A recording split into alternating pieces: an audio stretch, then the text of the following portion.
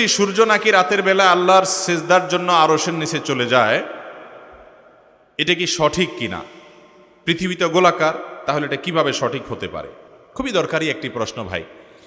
এটি ইমাম বুখারী রাহিমাহুল্লাহ সহ বিভিন্ন মুহাদ্দিসিনে কেরাম থেকে বিশুদ্ধভাবে বর্ণিত। তারা বিশুদ্ধভাবে বর্ণনা করেছেন যে নবী করিম সাল্লাল্লাহু আলাইহি ওয়াসাল্লাম বলেছেন একবার সূর্য ডুবার পর, যে এই সূর্য ডুবার পর সে আল্লাহ রাব্বুল আলামিনের আরশের নিচে গিয়ে সিজদা করে। এখন প্রশ্ন হলো, আমরা জানি পৃথিবীর এক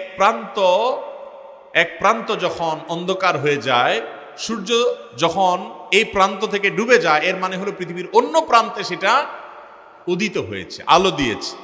তো পৃথিবী থেকে এই সূর্য এক মুহূর্তের জন্য পৃথিবীর চারপাশ থেকে সরে গিয়ে আরেক জায়গায় চলে যায় না।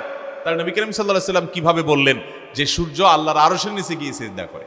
এটা হলো প্রশ্ন। এই প্রশ্নের উত্তরে মুহাদ্দিসগণ, হাদিস বিশারদ উলামা একরাম বিশদ আলোচনা করেছেন।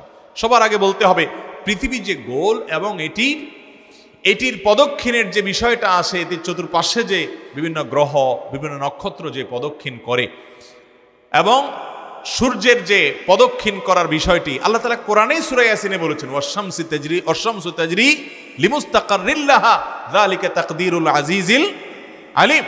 আল্লাহ রাব্বুল আলামিন স্পষ্টভাবে জানিয়েছেন যে এই সূর্য প্রদক্ষিণ করে। অতএব এই সূর্য যে চতুর্পাশে ঘুরে বিভিন্ন নক্ষত্র গ্রহ যে মহাশূন্যে ঘুরতে থাকে, কোরআন তার বিবরণ দিয়েছে এবং মুসলিম বিশ্বের মনীষীগণ বহু আগে থেকে এটি স্বীকার করে আসছে। অতএব নবী করিম সাল্লাল্লাহু আলাইহি ওয়াসাল্লামের এই হাদিসকে কেউ আক্ষরিক অর্থে যদি বুঝতে চায়, তাহলে সে বিভ্রান্তিতে পড়বে।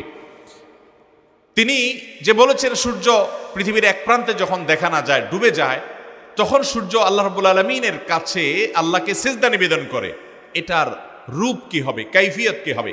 মুহাদ্দিস উলামা ইকরাম বলেছেন, এটার কাইফিয়ত একমাত্র আল্লাহ তাআলা ভালো জানেন। তবে নবী সাল্লাল্লাহু আলাইহি সাল্লাম এর হাদিস থেকে বিশুদ্ধভাবে যখন প্রমাণিত হয় কোনো বিষয়, তখন সেটার কাইফিয়ত বা তার ধরন আমাদের জানা না থাকতে পারে, কিন্তু সেটাকে অস্বীকার করার কোনো সুযোগ নাই। সেটা কয়েকভাবে হতে পারে।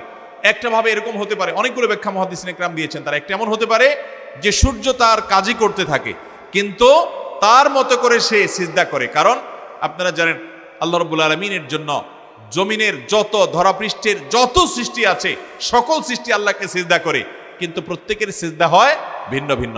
একটা গাছ সিজদা করে, তার সিজদা হলো আল্লাহ রাব্বুল আলামিনের নির্দেশের আনুগত্য করা। আল্লাহ রাব্বুল আলামিন তাকে যে জন্য সৃষ্টি করেছেন এবং যে জিনিসটা তার ভিতর দিয়ে রেখেছেন, সেই সার্ভিস সে আজীবন দিয়ে যাওয়া, এটা এক প্রকারের সিজদা তার জন্য। অতএব সূর্য সে এক প্রান্ত থেকে যখন অন্য প্রান্ত সে চলে যায়, ওই সময়ে আল্লাহ রাব্বুল আলামিন তাকে আল্লাহকে সিজদা নিবেদন করার মতো তার জন্য উপযোগী কোনো ব্যবস্থা রেখেছেন, যে সে সেভাবে আল্লাহকে সিজদা নিবেদন করে এবং সেই সিজদা আরশে আজিমকে লক্ষ্য করে সে নিবেদন করে। ওইটাই নবী সাল্লাল্লাহু আলাইহি ওয়াসাল্লাম বুঝিয়েছেন এবং এটার আরো নানামুখী ব্যাখ্যা, বিশদ আলোচনা মুহাদ্দিসিন ইকরাম করেছেন। আমরা শুধুমাত্র এই একটি ব্যাখ্যাই নিলাম, যেটা আমাদের বোঝানোর জন্য যথেষ্ট, যে পৃথিবীর এক প্রান্ত থেকে যখন আরেক প্রান্ত চলে যায়, ওই সময় সিজদা নিবেদন করে সূর্য, তার মতো করে সিজদা নিবেদন করে। একটা পিপিলিকা, একটা গরু, একটা ছাগল, একটা মুরগি, একটা হাঁস, যে কোনো সৃষ্টি আল্লাহ রাব্বুল আলামিনের আনুগত্য করে এবং প্রত্যেকে আল্লাহ তাআলার তাসবিহ নিবেদন করে, যেমনটি কোরআনে বলেছে যে ইমিন শাইইন ইল্লা ইউসাব্বিহু বিহামদি। দুনিয়াতে এমন কোনো শাই নাই, এমন কোনো জিনিস নাই যে আল্লাহ তাআলার তাসবিহ পাঠ করে না, নিবেদন করে না। এখন আপনি যদি তাসবিহ পাঠ করা মানে যদি বলেন কই গাছে তো সুবহানাল্লাহ বলে না, কই মাছে তো সুবহানাল্লাহ বলতে আমি শুনি না, তাহলে এটা আপনার বোকামি হবে। সে তার ভাষায়, আল্লাহ রাব্বুল আলামিন জানেন যে কিভাবে সে তাসবিহ নিবেদন করে। ঠিক একইভাবে এই সূর্য আল্লাহ তাআলার কাছে সিজদা নিবেদন করে। শুধু তাই নয়, হাদিসে আসছে আল্লাহর কাছ থেকে অনুমতি প্রার্থনা করে যে এক প্রান্ত থেকে আমি অপর প্রান্তে যাচ্ছি, এখন যাব কিনা। তো আল্লাহ তাআলা যদি বলেন তাহলে সে ঘুরতে থাকে। আবার এক প্রান্ত ঘোরার শেষ করার পর আবার অনুমতি চায়, আল্লাহ তাআলা আবার অনুমতি দেন। কিয়ামত যেদিন হবে সেদিন আল্লাহ তাআলা তাকে বলবেন না, তুমি আর প্রদক্ষিণ করার অনুমতি নাই, এবং সেদিন কিয়ামত হবে।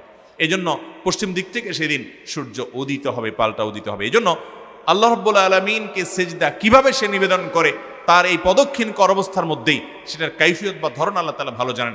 কারণ আলমুল গায়বের সব বিষয়, সকল কাইফিয়ত বা ধরন, ইমানদার বেঈমান যেই হোক না কেন, পৃথিবীর মানুষ সব রপ্ত করতে পারে না। যদি গায়েবের সব কিছুই আপনি রপ্ত করে ফেলেন, তাহলে আর আল্লাহ রাব্বুল আলামিনকে আল্লাহ হিসাবে আপনি স্বীকৃতি দিলেনটা কি? এই জন্য আল্লামা ইকবাল বলেছেন, জু সমঝ মে আ গই ও ফির খোদা ক্यों कर हुआ।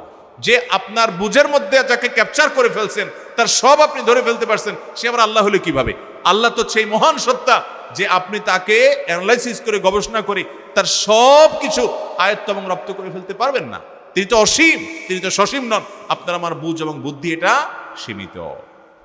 অতএব নবী আকরাম সাল্লাল্লাহু আলাইহি সাল্লাম থেকে বিশুদ্ধভাবে বর্ণিত এই হাদিসকে মুহাদ্দিসিন ইকরাম প্রত্যেকেই এটার চমৎকার ব্যাখ্যা দিয়েছেন এবং বলেছেন যে এর কাইফিয়ত বা ধরন আল্লাহ তাআলাই সবচাইতে ভালো জানেন। তবে এটি বিশুদ্ধ হাদিসে বর্ণিত।